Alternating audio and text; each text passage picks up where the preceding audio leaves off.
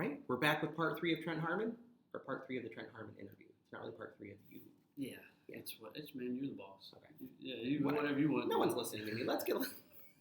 No one cares how I'm introducing it. We want to get to the questions. Let's talk about the 1-2-3 punch of Tennessee whiskey, drink you away, and waiting game. There was sort of a drumbeat of Trent feels like he can win this thing. Trent is performing to win this thing. How important was it to win?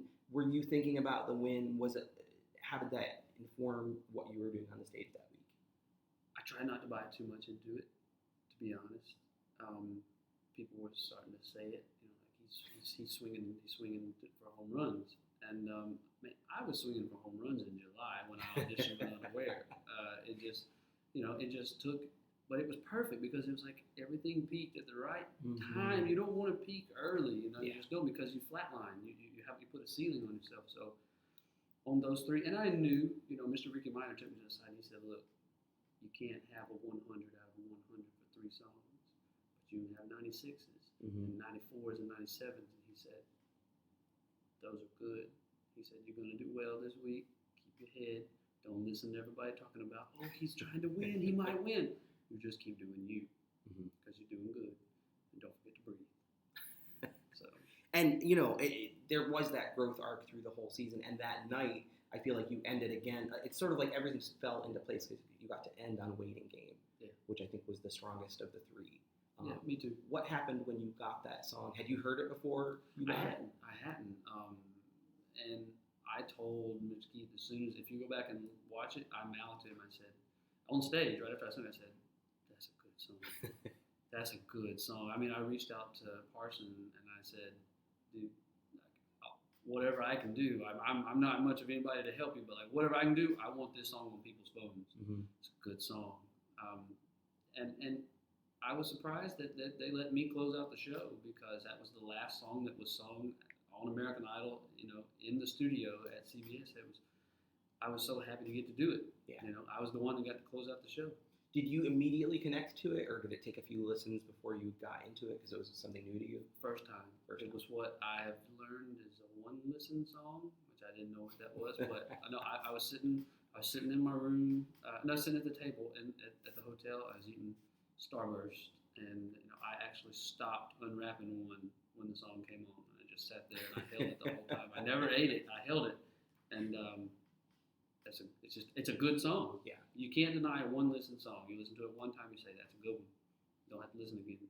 How did you feel about your first single when you heard that the first time? And did you hear that, did you hear it a few weeks prior? Did you hear it after you made the finale? When did you get Falling? I heard it maybe the Thursday of Waiting Game, like that night, late that night, and it was, I hate to be cliche, but it was another 1 listen.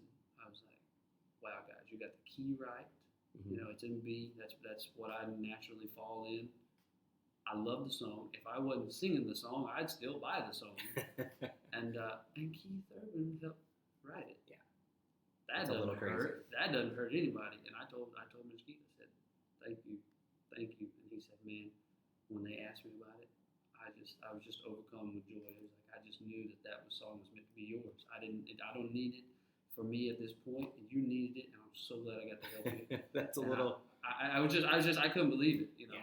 And it didn't sound like an Idol coronation song, which I think sometimes really contend toward, you don't want the cheesiest of cheesy lyrics, where you're leaping over a rainbow or sprouting wings or whatnot. That's hard at this day and age to make it to radio with something like that. Just that's what I thought. I thought, guys, this doesn't really sound like an Idol coronation song. They said, yeah, it doesn't. That's why it's a good one. Yeah. They said, and I said, good. I said, I don't know what that means, but good. And they said, Trent, it's good for radio. Yeah. Like, people want to listen to it more than once. Like they like it. And I agree. Dalton came over the other night and he said, are you listening to your single? He said, I've been hearing it playing upstairs. And I said, dude, I love it. I love it. Even if he said, I've been listening to it too. He said, I love it. And I do. I still like singing it. It's a good problem to have a song that you have to sing every night for the rest of your life. Yes. That's a good problem. If you got no offense, but if you got no boundaries, you'd be like, oh, what am I going to do with that? Yeah. Did you feel at all the finale was definitely nostalgia focused? There wasn't as much focus on the season 15 contestants. It wasn't like you were getting on stage a lot. Was there any part of you that felt a little bit bittersweet about that finale and not getting to get the usual superstar duets and all that stuff that the final two usually get? Not so much for me, because I show up and do whatever they tell me to do. It doesn't matter what they tell me to do, I'm gonna do it. But for the fans, there were a lot of people that reached out and were like, "Man, I wanted to hear you sing with Carrie," or "I wanted to see, Portia and Kelly sing a song together," or something. And so maybe from that aspect, that was something that we might have gone down that road. But for me, it took a lot of pressure off of us because I had to learn 6 or 8 songs, that week. And so if I had to learn 12 or 14, it might have just been unbearable. And for our voices too. By the end of the week, we were pooped. I mean, it was. But yeah, I mean, maybe for the fans, they would have liked to have seen that. And you give the people what they want. When you won, you talked about how hard you worked. Yep. Has that been the consistent through line through Idol and through your singing career? And where does that work ethic come from? Is that something you learned as you got into the music side of things, or was that just instilled in you from early? I mean, I worked on a farm with my dad, and before my grandpa passed away. And if you don't know how to work, not everybody, but most people are willing to do some form of work to get to whatever they want to do. But if you don't know how, if you don't know to make yourself get up, because I'm 25 years old, nobody's calling me to wake me up anymore. Nobody's setting my alarm for me on my phone. You better do it yourself, and you better show up early and stay late. And I just knew how to work. Yeah. And it didn't do anything but behoove me to know how to do those things all season, and it paid off literally on the last song of the season.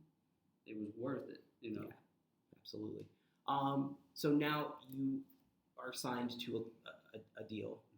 I think a lot of people have thought of you as sort of a blue-eyed soul singer, but there's been country creeping in throughout the season, and Scott Borchetta has said, we're going to make a country album. Yep. Was there any hesitation on your part to go that route? No, I trust Mr. Scott, and the way he spun it to me, he said, "Look, Trent, we're going to make a country album. Hold your thoughts." And I said, "Well," he said, "country soul doesn't exist. It's not. There's an argument that it does." He said, "But nobody's singing it like you because nobody can sing like you. Can't nobody do you except you, and that applies to everybody in life." But he said, "We're going to do a country album with a bunch of Trentisms." And he said, "Your voice is going to carry across the mic, not so much like a country album, but your country. You've got the yes ma'am and the no ma'am, and you're, you are country." And that's true. So I'm excited. And country people support country music. They go to shows, they buy albums, they go to festivals. If you do well in that vein, you can have a career. Yeah, it does seem like an easier, for whatever reason, especially in the Idol world, it's been an easier market to break into. You can stay relevant. You can stay relevant longer. They'll wait on you to put your music out. You say, "Guys, it's going to take me a couple years to work on this next album," or a year, or whatever. They'll be there most of the time. Are you hoping to write on the album? Do you have a lot of writing experience? Have you played any of your songs for Scott? If you saw my journal, so I do write a lot. I don't know if it's good. Like, I've never brought it up to a lot of people, but I don't have to have the best idea. I just want the best idea. So if some of my writing comes onto the album, that's great. If it doesn't, I'm not going to get overly hung up on it. Like I said, I've always stated, I'm not really doing this for money. Like, I can make money being a farmer, or I could have been a teacher. So I just want to have a body of work that I completed, and I can hand it to people at the end of the show. You and the runner-up are both from Mississippi. There's been some extra non-music-y stuff in the news cycle about your state, and LaPortia was asked about it, made some news at the end of last week, saying she doesn't agree with the LGBT lifestyle, and in relation to the law that was passed there. Do you have any thoughts on that, since it's out there and now people are talking about it and kind of wondering, like, where does Trent stand on it? Yeah, and it's relevant. I mean, and I've said this, and I will continue to say that. My parents brought me up in church. I went to church this past week. Glad I got to go, because I don't get to go a lot on Sundays. #idol. Right. But my parents taught me in church and outside of church, and especially in the restaurant business, you treat all human beings, doesn't matter. When they walk into our restaurant, when they walk into our house, you treat them with respect. You love on them. Doesn't matter who they are. You love on all people, period. When they walk in our restaurant, they're going to get a table. They're going to sit down. You're going to wait. Because me and my sister, we're waiters and waitresses. She said, doesn't matter who they are, you wait on them timely and respectful, period. There is no discussion. We never had like a what if this or what if that. Right. That's it. Right. That's it. That's all you got to do. Love on people. Good business and maybe being a good person. Be a good person. Yeah. Be nice. Absolutely. So, we've seen Idol winners go on to huge things. We've seen Idol winners have much smaller careers. It's tougher and tougher to break a new artist in this business. Realistically, how do you view the next year, the next 5 years, and what will success mean to you? I can't really speak on the next 5 at this point. I can speak on what I've wanted my goal to be for the last 5, and that has been go back to the album. I've begged people for the last 3 or 4 years, please just help me make a 5-song EP. Please, I'll pay for it. I'll wash your dishes. I'll mop your floor. Whatever I need to do, I'll pay for it. And it just hasn't happened. And now I have a guaranteed, deal that I'm going to put an album out there. And not to say that I don't care if it does well, because I do. Mm-hmm. I pray that it comes across very well and that it's successful and it's all across radio. I just want to do it, man. I just want to do it and say that I did something worthwhile in the music business, because I do. I work really hard. I'm going to work hard. I'm going to show up and do my job. Mm-hmm. And so maybe in the next 5 years, I hope that I'm working on a second or third, which means that the first one went well. Right. And when the inevitable Idol reboot happens in 3 to 5 years, and I'm not.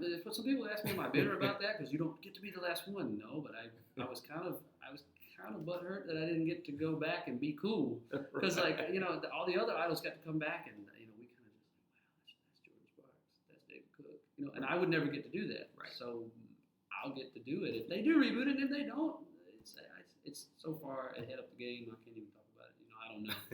It's a ways off. You It's a ways off. You got a few things to do. Got a few things to do until then. Now and then. Well, thanks so much for coming in. Appreciate you so much. Appreciate you. And congratulations on the win. Thank you. All right, Idol Nation, we are out.